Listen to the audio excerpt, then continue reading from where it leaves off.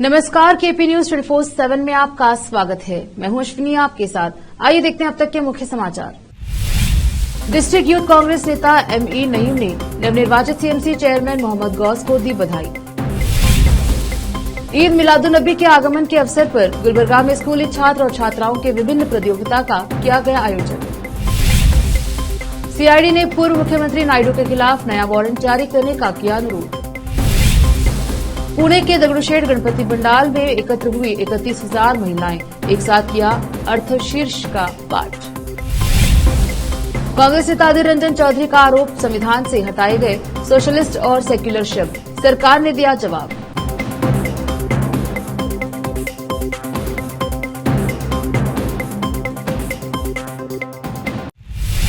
अब समाचार विस्तार से। डिस्ट्रिक्ट यूथ कांग्रेस नेता एमए नईम ने नवनिर्वाचित सीएमसी चेयरमैन मोहम्मद गौस से मुलाकात की और उन्हें सीएमसी के चेयरमैन बनने पर दिल की गहराइयों से मुबारकबाद व शुभकामनाएं दी और प्रसन्नता व्यक्त की। एमए नईम ने नवनिर्वाचित सीएमसी चेयरमैन मोहम्मद गौस को फूलों का गुलदस्ता पेश किया। केपी न्यूज के संवाददाता असलम खान की रिपोर्ट। ईद मिलादुन्नबी सल्लल्लाहु अलैहि वसल्लम के आगमन के अवसर पर जश्न मिलादुन्नबी के तौर पर गुलबर्गा में Sufa high school Urdu and English medium Gesu Daraz colony Gulbarga की ओर से स्कूली छात्र और छात्राओं के लिए 19 से 25 सितंबर तक विभिन्न प्रकार के प्रतियोगिताओं का आयोजन किया जा रहा है। 19 सितंबर को हुस्ने की रात, 20 सितंबर को नातिया प्रतियोगिता, 22 को भाषण प्रतियोगिता, 24 को लिखित प्रतियोगिता और 25 सितंबर को चाइल्ड साइंटिस्ट प्रतियोगिता का आयोजन किया जाएगा। इसी कड़ी के तहत आज बुधवार 20 सितंबर को metro palace function hall Mohammed Rafi Chowk Gulbarga में छात्र और छात्राओं के लिए नाते शरीफ की प्रतियोगिता का आयोजन किया गया, जिसमें छात्र और छात्राओं ने भाग लिया और खूबसूरत नाते सुनाए, जिसमें कमर कॉलोनी के मदीना कॉलोनी के सैयद ख्वाजा पाशा की पुत्री सैयद आरिफा फातिमा सुफा हाई स्कूल ने नाते पाक सुनाया। इस अवसर पर इस प्रतियोगिता के जज के तौर पर गुलबर्गा के प्रसिद्ध बुजुर्गनाथ ख्वा तैयब याकूबी के अलावा दूसरे आदि उपस्थित रहे। इस अवसर पर सभी भाग लेने वाले छात्र और छात्राओं के माता पिता और दूसरे उपस्थित रहे। सैयद ख्वाजा पाशा ने केपी न्यूज के न्यूज एंकर व एडिटर मुस्तफा आदिल को यह जानकारी दी। तेलंगाना राज्य के जगतियाल जिले में एक आरटीसी बस अनियंत्रित होकर बिजली के खंभे से टकरा गई। यह हादसा आज मालापुर मंडल में हुआ। हादसे में कुछ यात्रियों के घायल होने की भी खबर है। मिटपल्ली डिपो की आरटीसी बस मिटपल्ली से खानापुर जा रही थी, तभी मोगलीपेट और बुबलापुरम इलाके के बीच राजमार्ग पर विपरीत दिशा से आ रही बोलेरो गाड़ी से बचने की कोशिश में बस बिजली के खंभे से टकरा गई। दुर्घटना के समय इलेक्ट्रिक कंट्रोल बंद था, जिससे एक बड़ा हादसा टल गया। बस में 30 यात्री सवार थे, जिनमें से 10 कथित रूप से घायल हुए और उन्हें इलाज के लिए मिटपल्ली सरकार अस्पताल में स्थानांतरित कर दिया गया है। दोनों की हालत गंभीर बताई जा रही है। हैदराबाद शहर में राज्य सरकार द्वारा एक और खूबसूरत पार्क का निर्माण किया गया है। तेलंगाना के ग्रामीण विकास मंत्री तारक रामाराव ने कहा है कि हैदराबाद में प्रसिद्ध हुसैन सागर झील के आसपास हैदराबाद मेट्रो विकास प्राधिकरण द्वारा एक खूबसूरत लेक फ्रंट पार्क का निर्माण किया गया है। उन्होंने अपने ट्विटर संदेश में इसकी जानकारी दी। केटीआर मंत्री ने कहा कि यह पार्क जल विहार के पास 10 एकड़ जमीन पर बनाया गया है, जिसका उद्घाटन बहुत जल्द ही किया जाएगा।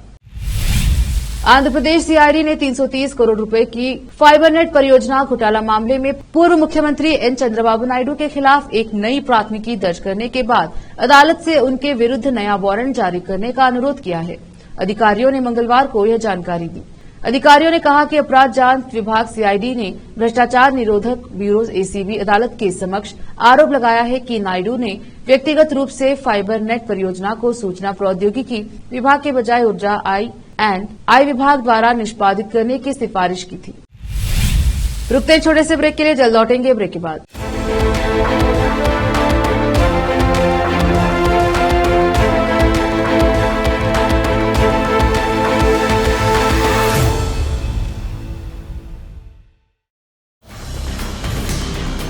हिंदुस्तान के हर कोने में हम हैं मौजूद। 24 घंटे हालात पर गहरी नजर, खबरों से जुड़े चुपते सवालात और आपको दिखाता है धार्मिक, सामाजिक, राजनीतिक, लोकल और इंटरनेशनल न्यूज की सबसे बेहतर कवरेज, जो आपको रखती है हर पल बाखबर। देश और दुनिया भर की खबर के लिए देखते रहें KP news 24/7। Noor education trust Bidar की ओर से चलाए जाने वाला Noor MEd and BEd college Bidar, recognised by NCTE Delhi and affiliated to Gulbarga University, Gulbarga. Admission are open for the academic year 2022-23. विशेषज्ञ और सक्षम शिक्षकों द्वारा शिक्षा प्राप्त करने के लिए नूर एमएड एंड बीएड कॉलेज में दाखिला लें और शांत वातावरण में शिक्षा प्राप्त करें। बीदर शहर में बेहतर शिक्षा का एकमात्र केंद्र Noor MEd and BEd college, Shahpur gate, Bidar. Phone numbers 9945283920, 8482221297। शहर बीदर में अनमोल ग्रुप ऑफ रेस्टोरेंट्स की ओर से रॉयल अनमोल फैमिली रेस्टोरेंट और अनमोल रेस्टोरेंट के जरिए लोगों को स्वादिष्ट खानों के जरिए बेहतरीन सेवाएं प्रदान करने के झंडे गड़ने के बाद अनमोल रेस्टोरेंट के मालिकों ने अब शहर बीदर के लोगों की सेवा के लिए कदम आगे बढ़ाते हुए अब शहर बीदर के सबसे व्यस्त इलाके में एक शानदार फंक्शन हॉल अनमोल पैलेस बनाया है। शहर के हैदराबाद रोड पर स्थित ये शानदार अनमोल पैलेस फंक्शन हॉल अपने बेहतरीन लोकेशन, बेहतरीन वातावरण और अपनी खूबसूरती के कारण सबके आकर्षण का केंद्र बन गया है। यहाँ पर खूबसूरत हॉल, दूल्हा दुल्हन के लिए खूबसूरत स्टेज, खुला और हवादार डाइनिंग हॉल उपलब्ध है और साथ ही यहाँ पर अलहदा वेस्ट सेक्शन और वीआईपी सेक्शन भी मौजूद है। अपने बच्चों की शादी, वलीमा और दूसरे फंक्शंस के लिए आज ही दौड़े चले आइए। याद रखिए, अपने सभी प्रकार के फंक्शंस को यादगार बनाने का केंद्र है प्रोप्रिएटर अब्दुल खालिद और मोहम्मद बशारत अहमद की शानदार पेशकश अनमोल पैलेस फंक्शन हॉल। यहाँ पर बुकिंग शुरू हो गई है, फौरन आइए और फंक्शन हॉल बुक करवाइए। Address near APMC vegetable market, Hyderabad road, Bidar 585403। Booking करने और अधिक जानकारी के लिए इस नंबर पर संपर्क करें 8310357864। ब्रेक के बाद स्वागत है आपका। देखते हैं आगे के समाचार। महाराष्ट्र में गणेश चतुर्थी के मौके पर पुणे में प्रसिद्ध दगडूशेठ गणपति पंडाल में 31,000 से अधिक महिलाओं ने अर्थवर्षीश का पाठ किया। श्रीमंत दगडूशेठ हलवाई सार्वजनिक गणपति ट्रस्ट ने बताया कि यह उनके गणेश उत्सव समारोह में अर्थवर्षीश के वार्षिक पाठ का 36वां वर्ष है।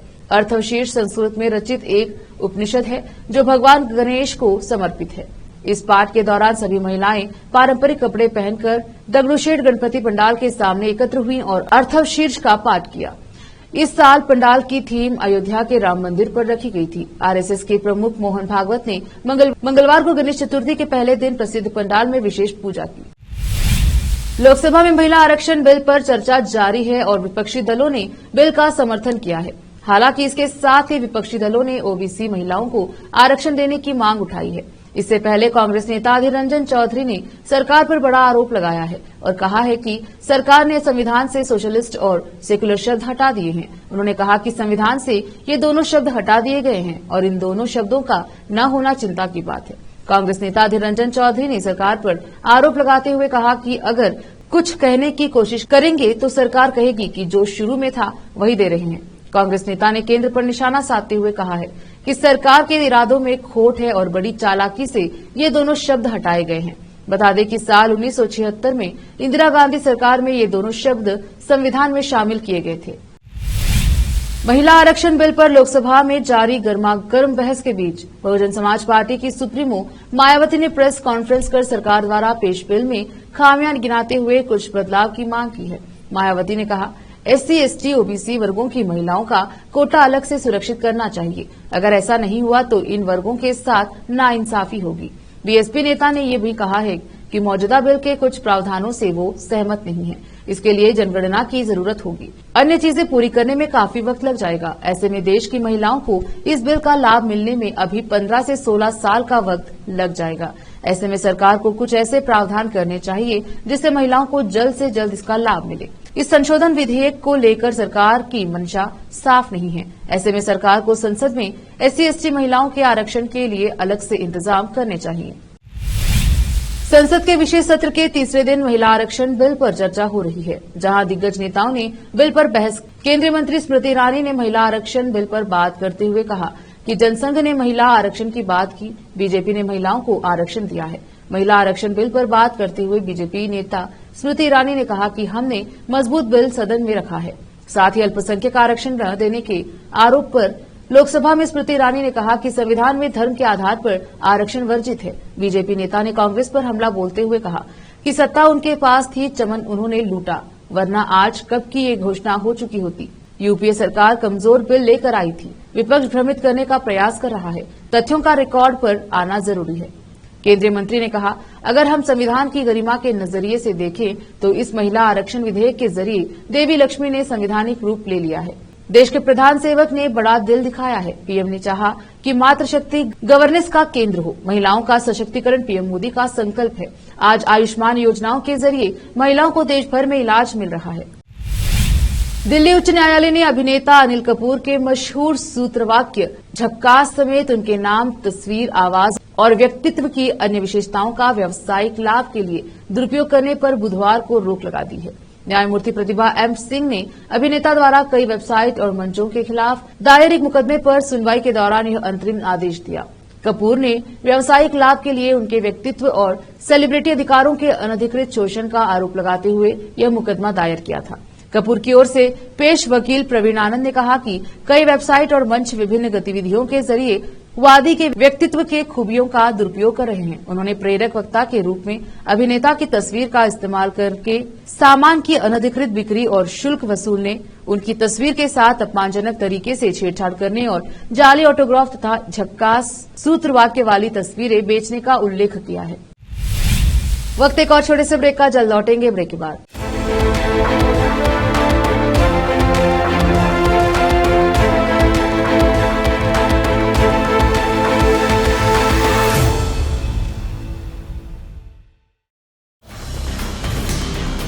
हिंदुस्तान के हर कोने में हम हैं मौजूद। 24 घंटे हालात पर गहरी नजर, खबरों से जुड़े चुभते सवालात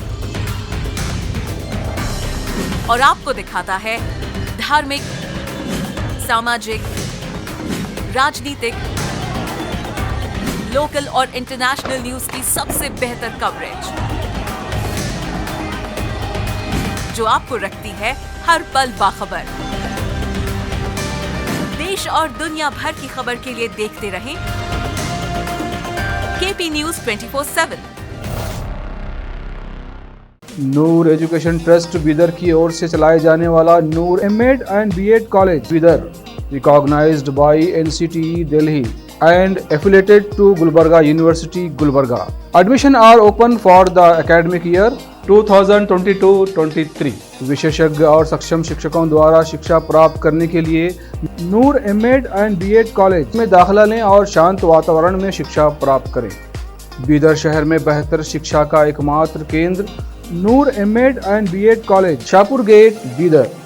फोन नंबर्स 9945283920, 8482221297।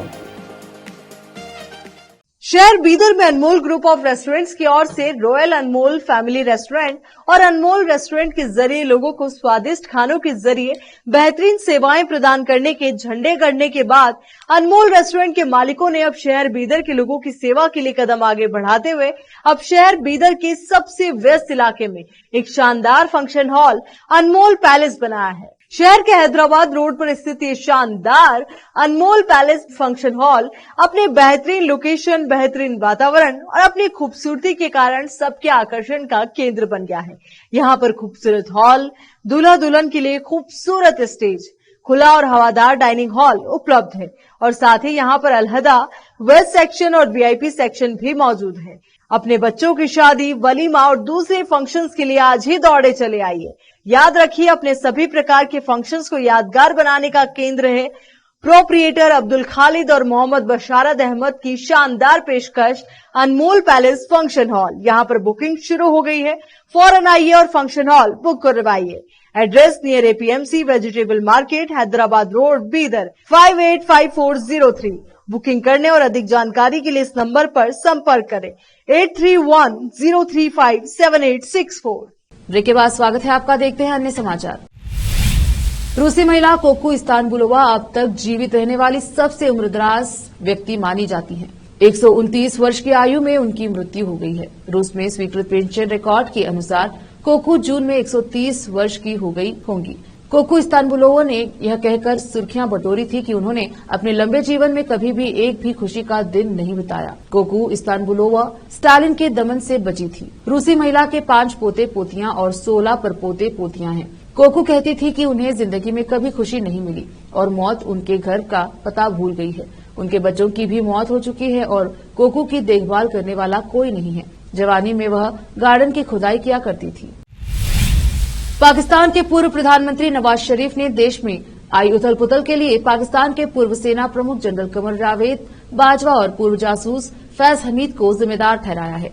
उन्होंने कहा, आज भारत चांद पर पहुंच गया है। G20 की बैठक भारत में हो रही है और पाकिस्तान दुनिया भर के देशों से $1 अरब की भीख मांग रहा है। शरीफ ने भारत की आर्थिक वृद्धि की सराहना करते हुए पाकिस्तान से इसकी तुलना करते हुए कहा कि यह अफसोस की बात है कि पाकिस्तान गले तक कर्ज में डूबा हुआ है और इसे नहीं चुकाने की कगार पर है और देश के प्रधानमंत्री को भीख का कटोरा लेकर पैसा मांगने के लिए बीजिंग और अरब देशों की राजधानियों में जाना पड़ रहा है।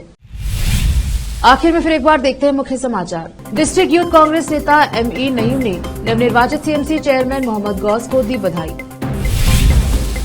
ईद मिलादुन्नबी के आगमन के अवसर पर गुलबर्गा में स्कूली छात्र और छात्राओं के विभिन्न प्रतियोगिता का किया गया आयोजन। CID ने पूर्व मुख्यमंत्री नायडू के खिलाफ नया वारंट जारी करने का किया अनुरोध। पुणे के दगड़ूशेठ गणपति पंडाल में एकत्र हुई 31,000 महिलाएं, एक साथ किया अर्थशीर्ष का पाठ। कांग्रेस नेता अधीर रंजन चौधरी का आरोप, संविधान से हटाए गए सोशलिस्ट और सेक्युलर शब्द, सरकार ने दिया जवाब।